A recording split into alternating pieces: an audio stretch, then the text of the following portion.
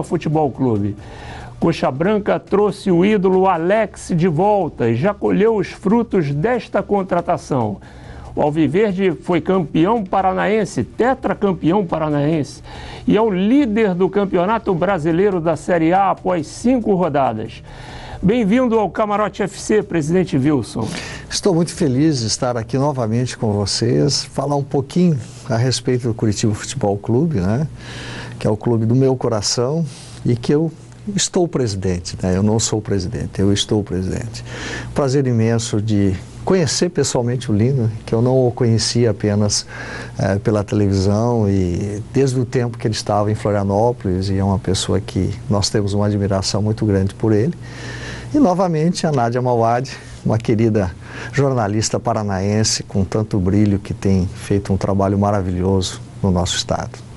Maravilha. E o presidente já fez as apresentações, né? Carlos Eduardo Lino, um prazer estar com a gente aqui, apresentador do Sport TV News. E do Sport TV, comentarista também do Sport TV. Prazer estar aqui com vocês, mais que isso, voltar a conversar com a Nádia, conhecer o presidente também, falar um pouco do Curitiba, falar um pouco de administração esportiva, tentar entender o que está acontecendo hoje no futebol brasileiro, para onde vai o futebol brasileiro depois de Copa das Confederações, depois de Copa do Mundo, com o advento dos novos estádios, com esse nível de profissionalização que chegou o futebol brasileiro, e mais que isso até, com esse monte de dinheiro que parece ter o futebol brasileiro. O que a gente vai fazer com isso tudo? De que forma o público vai poder acompanhar a partir de agora o novo futebol brasileiro? Que tipo de público vai ver o futebol brasileiro a partir de agora? Será que a gente está elitizando o futebol brasileiro com o que está acontecendo? Para onde a gente vai, afinal de contas, né? Muitas perguntas para o presidente Wilson responder e que também serão feitas pela nossa convidada, Nádia Mauad, repórter da RPC, afiliada da TV Globo no Paraná. Bem-vinda ao Camarote FC. Um prazer estar aqui falando sobre o futebol paranaense, o Curitiba, que com certeza hoje tem um modelo de gestão, desde que essa nova diretoria assumiu em finalzinho de 2009, com toda a situação que aconteceu, depois daquele jogo contra o Fluminense, invasão do gramado, perda de mando de campo, conseguiu ressurgir quando ninguém esperava. Cumpriu uma punição, hoje é tetracampeão paranaense, 2 finais seguidas de Copa do Brasil. Então estou curiosa para saber o que o Curitiba fez nesses anos para conseguir dar esse pulo realmente, não só em Campeonato Brasileiro, mas em representatividade do estado fora do estado do Paraná mesmo. Perfeito, Nádia. Presidente, eu vou abrir o programa então perguntando ao senhor exatamente sobre isso. Quando o senhor veio a primeira vez ao Camarote, o senhor ainda não era presidente, né? Era o vice-presidente, era o gestor do clube. Curitiba passava por uma situação difícil, mas conseguiu, nesse período todo, grandes títulos. Chegou a 2 finais da Copa do Brasil, ganhou o Paranaense, está na Série A, está fazendo uma campanha brilhante. É o melhor início do Curitiba na era dos pontos corridos, né? Na liderança, como diria no Turf, né? Não perde mais a liderança em junho o Curitiba. E eu queria que o senhor explicasse ao nosso telespectador, nosso sócio Premier FC e assinante do PFC Internacional, os segredos desse Curitiba. Qual é o segredo dessa gestão do Curitiba para chegar a esse ponto no futebol brasileiro? Olha, a questão do futebol brasileiro, me parece que não há nenhum segredo. O que aconteceu é que nós trouxemos uma gestão profissional dentro do Curitiba Futebol Clube, com uma visão planejada. Esse planejamento foi estruturado em 5 anos e fizemos uma revisão de todo o modelo dentro do Curitiba, trazendo a nossa experiência empresarial para a atividade esportiva. Um dos aspectos que foram fundamentais foi a recuperação da autoestima da torcida do Curitiba, porque em 2009, no final de 2009, a torcida estava muito machucada por todos os fatores que já é conhecimento público e que nós já mencionamos esses fatos aqui. Queda para a segunda divisão, queda para a segunda divisão, o estádio interditado, né?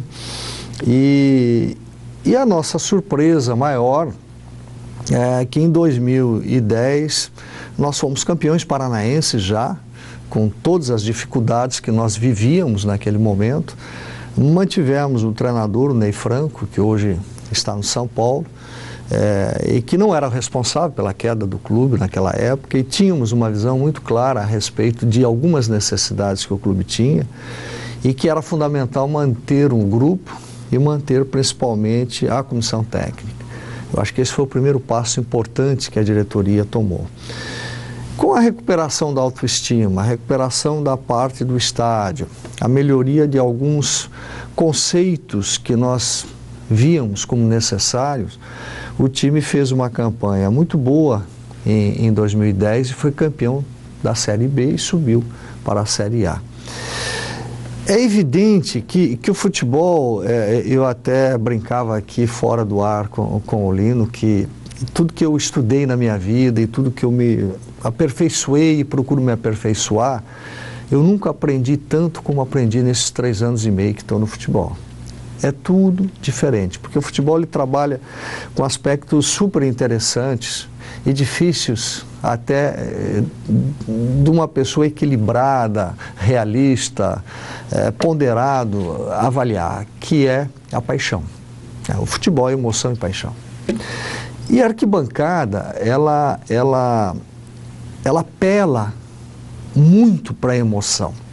E o dirigente ele tem que ter um equilíbrio muito grande nesses momentos. Então nós procuramos dar esse equilíbrio, mas com responsabilidade e com profissionalismo. Eu sempre digo que o Curitiba sempre teve a paixão, ele teve muito a emoção, também a responsabilidade, mas às vezes muito de forma amadora. Nós trouxemos esses ingredientes todos além da profissionalização. O senhor trouxe do seu trabalho, né? O senhor foi presidente de uma grande instituição bancária do Brasil, né? E depois, ao se aposentar, se dedicando ao Curitiba, né? Na realidade, eu fui presidente de uma multinacional, né? E na área de insurance. E trouxe essa experiência também com a minha atividade de professor, né? MBA.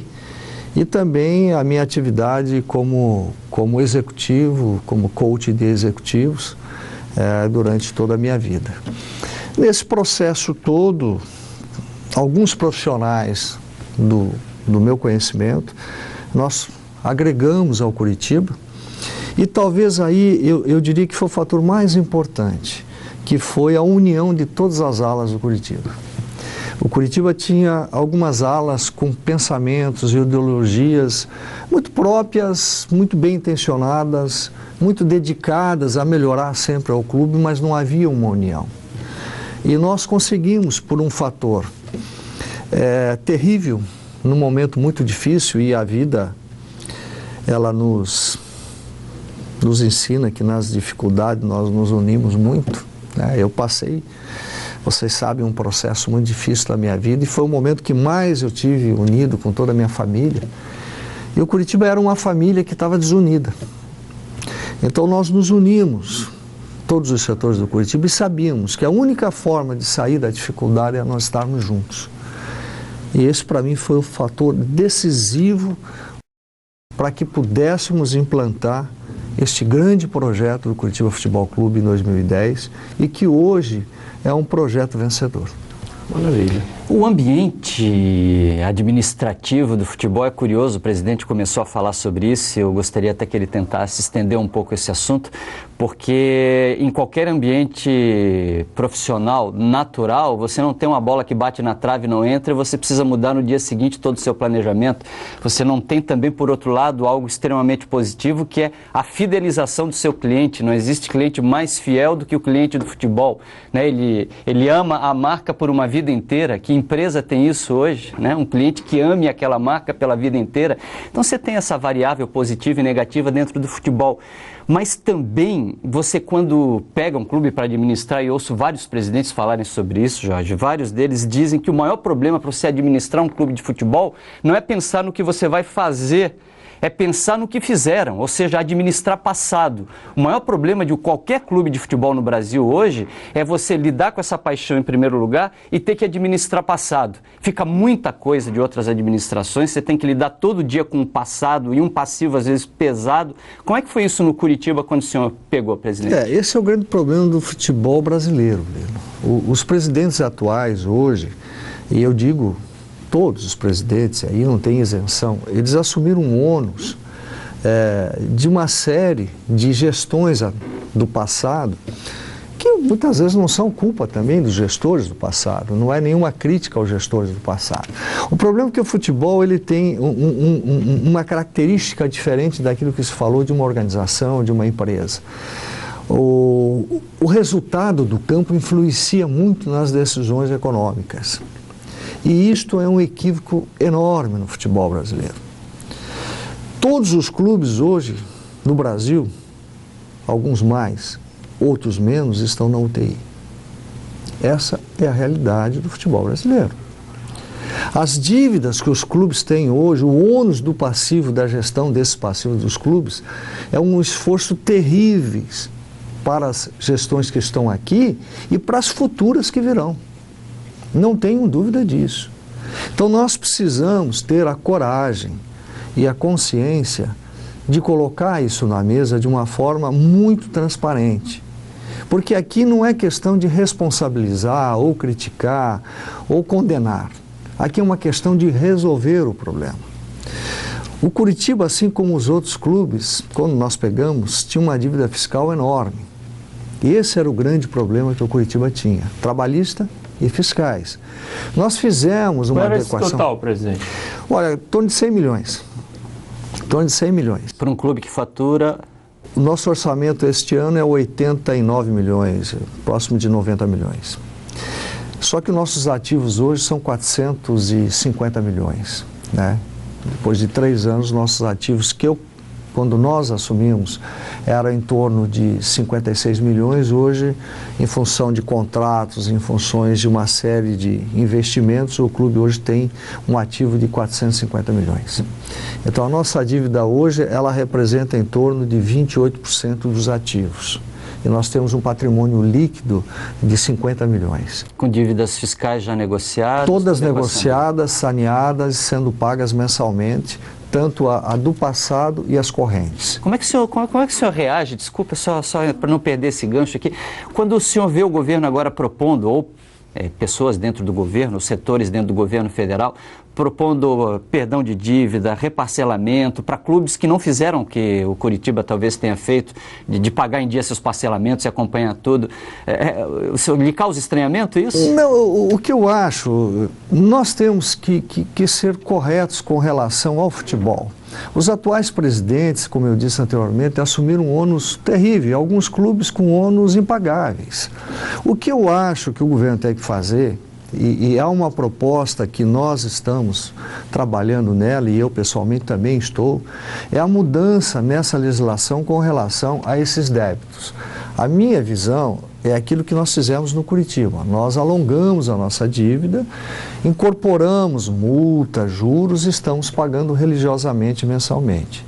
Eu acho que o governo deveria baixar uma medida provisória, parcelar essa dívida dos clubes em 20 anos, com juros adequados, e daí é o seguinte, o clube que não cumprir a sua obrigação, ele terá uma punição técnica. Essa é a minha visão pessoal. Ele terá uma punição técnica. Falaram em teto. Eu acho que o teto ele inibe a competência. O teto não pode existir. O teto é a tua competência. Se você é um empresário que tem uma empresa de sucesso, qual é o limite do teu investimento? É o limite da tua capacidade e da tua competência. Então os clubes têm que ser isso também. Agora, o clube que não cumprir as suas obrigações dentro deste modelo que a medida provisória viria, essa é uma sugestão, evidentemente, esses clubes cairiam de divisão. Eles não poderiam disputar os próprios campeonatos. Seria punição técnica. Seria punição técnica. O clube, por exemplo, determinado clube A, B ou C, não cumpriu as suas obrigações, cai de divisão, disputa a segunda. Não conseguiu no ano seguinte, cai para a terceira. Por quê? Porque aí você inibe os absurdos. Como campeonatos europeus já. Não, é o fair play. Você entra em administração na Inglaterra, você perde 12 pontos. Hoje nós temos situações de clubes que estão numa situação muito difícil e traz jogadores pagando absurdo. Eu sou um executivo, sou um profissional de mercado, eu nunca sou contra se ganhar bem. o valor do salário é o valor da sua competência. Agora, esta competência tem que ser aquilo que a empresa pode pagar. Mas o Coritiba trouxe o Alex, que até na tua gestão, presidente, o senhor disse que o Coritiba tinha um teto salarial e não passava dele. O Alex, ele deu uma extrapolada um pouquinho. Como é que o Coritiba se ajeitou nisso? Mas o Alex é diferente, porque o Alex ele veio como um jogador que trouxe uma série de novos investimentos ao clube. A imagem do Alex, ela trouxe ganhos ao clube. Então você trabalha dentro de um conceito de orçamento e em termos de resultado de imagem. Vocês já conseguiram somar quanto? Sim, o ano passado, mesmo sem ele jogar, a exposição de mídia do Coritiba representou quase R$1 bilhão. Se fosse pagar toda essa mídia, o Coritiba pagar toda a mídia, ele gastaria em torno de R$1 bilhão. Então, você tem que avaliar essa questão. Agora, nós temos no Brasil essa dificuldade, Lino. É o problema do passado, que hoje as dívidas dos clubes só fiscais estão em torno de 1,8 bilhões. De reais. De reais. 1,8 bilhão de reais. De reais, só fiscais, e são as correntes. Ainda não tem multa e nem juros. Né?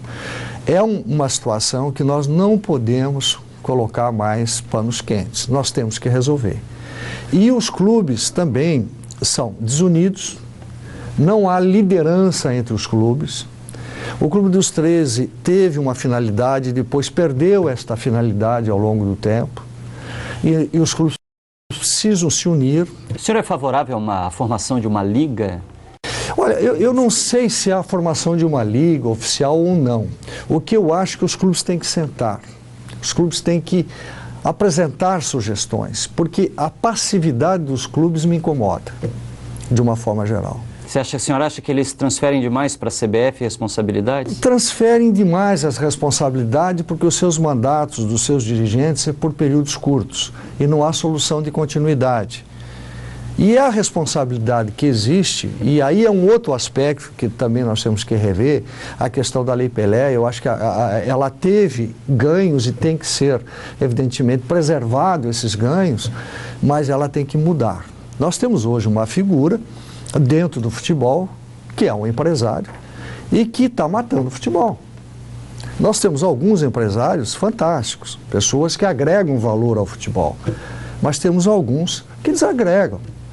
E nós entendemos que os clubes têm hoje um problema muito sério com relação à legislação.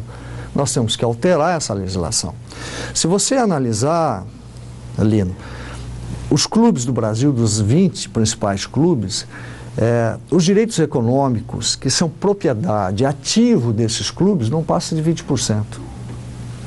Isso é um absurdo.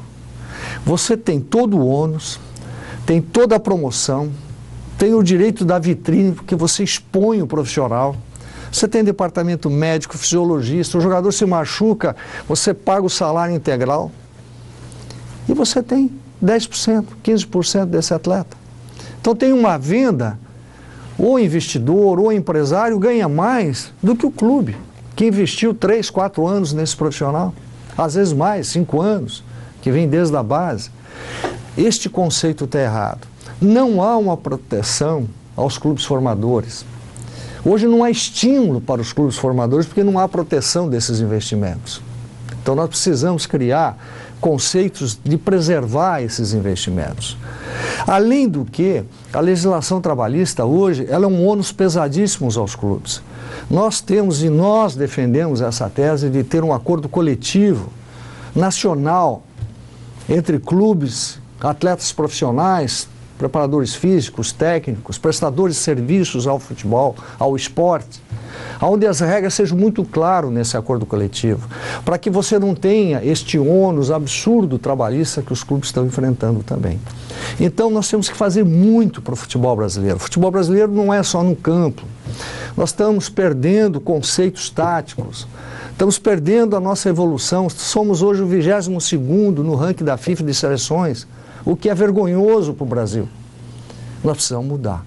Agora, isso tem que mudar lá na base, tem que mudar nos presidentes de clube, tem que mudar na gestão, na profissionalização, nas federações e na própria CBF, que tem que estar muito atenta a essa necessidade de mudança do futebol brasileiro. Presidente, o senhor falou da função dos empresários no futebol, acabou o passe e criou uma nova escravidão, né? Que é o jogador que pertence ao empresário. Tem a lei da FIFA proíbe o estatuto de transferência do jogador, proíbe a posse de um atleta, os direitos de um atleta por parte do empresário, e a gente, o que mais vê aí é o agente dono de 10, 20, 30, 50% dos direitos de um jogador. E está acontecendo um movimento aí por parte de grandes advogados, né, que trabalham até inclusive junto à FIFA, para que a FIFA não mude, como quer a UEFA, essa questão dos terceiros, né, os direitos de terceiros. E a gente viu que esse grupo de grandes advogados aí pôs o Curitiba como um dos assinantes disso. Eu queria que o senhor explicasse isso. Não, o Curitiba não concorda. O Curitiba, então, não assinou esse documento, não, só uma farsa? Não, o presidente do Curitiba não concorda com isso. O que o Curitiba entende é de que tem que ter um período de adaptação. Porque esses empresários, esses investidores, eles investiram nos clubes. Então, de uma forma até honesta. Então, isso tem que ser preservado. Agora, o que acontece hoje no direito econômico? O direito federativo está com o clube. Mas o direito econômico é um contrato à parte entre o clube e o investidor. Né? E os clubes hoje estão tendo nos investidores a receita, inclusive para sobreviver. Essa é uma questão que os clubes hoje estão passando. Muitos dos clubes são escravos. Hoje eles estão reféns dessa situação. Então, o que tem que existir, na realidade, é uma transparência na legislação. E os clubes estão nessa situação porque a cada dia a sua situação financeira está terrível. É como eu disse, os clubes estão na UTI. E onde está a salvação? Ah, eu tenho passe de um jogador A. Quanto que eu tenho? Ah, eu tenho 60%, chama o investidor, ó, estou te vendendo 20%, estou te vendendo 30%, para fazer caixa, para pagar salário, para pagar impostos. Então os clubes também estão buscando fonte de receita. E o investidor é uma fonte de receita. Então o que nós precisamos mudar no futebol brasileiro é alguns conceitos. E por isso que eu digo, e por que isso acontece? Porque não se trabalha com orçamento. O orçamento, ele é trazido de acordo com o humor da arquibancada. E como o presidente, normalmente há 3 anos, 2 anos, ou no máximo 4, ele diz o seguinte: pensa pelo menos, serei o presidente que dei os títulos ao meu clube. Quando sai e a torcida pede para ele voltar, já cumpriu o meu papel. O presidente começa a administração dele falando que cortará custos, não gastará milhões com treinadores, até o momento em que ele perde algumas partidas, a pressão vem e o treinador que jamais seria contratado por 500 milhões, né, por 500 mil reais, perdão, já entra na faixa de negociação de 800. Claro que a gente está falando do Flamengo, do Mano Menezes, mas o senhor no seu clube tem um treinador recém começando carreira, um jovem de 33 anos, o Marquinhos Santos, em quem vocês investiram, mas que está ganhando também, né, presidente? Olha, o Marquinhos, quando nós substituímos o Marcelo como um acordo, né, que aliás foi um treinador que a gente trouxe ainda desconhecido e para nossa alegria hoje está fazendo um trabalho maravilhoso. No Vasco não deu certo por outros problemas, não pela capacidade, mas hoje está fazendo um trabalho maravilhoso no Cruzeiro. O Marquinhos era uma aposta que a gente tinha e estava preparando para assumir em janeiro. E foi antecipado, ele assumiu em setembro. E olha, é um menino brilhante, trabalhador, taticamente, conhece muito. Corajoso, tem uma visão muito clara do futebol. E nós precisamos mudar a mentalidade do nosso futebol. Eu estive vendo o jogo do Bayern com o Borussia, a evolução tática e técnica desses times me impressionaram muito. O Brasil precisa evoluir nessa questão tática também. Nós somos o melhor futebol do mundo, isso não tenha dúvida, e sempre seremos. Mas temos que ter a consciência da humildade, porque você só ganha quando você é humilde e reconhece o trabalho que os outros fazem e procura fazer melhor. Presidente, a gente vai fazer um rápido intervalo no Camarote FC e na volta vai abrir espaço para as perguntas dos sócios Premier, do assinante do PFC Internacional, perguntas que chegaram via Twitter, Facebook. É rapidinho, a gente volta já com Wilson Ribeiro de Andrade e o Camarote FC.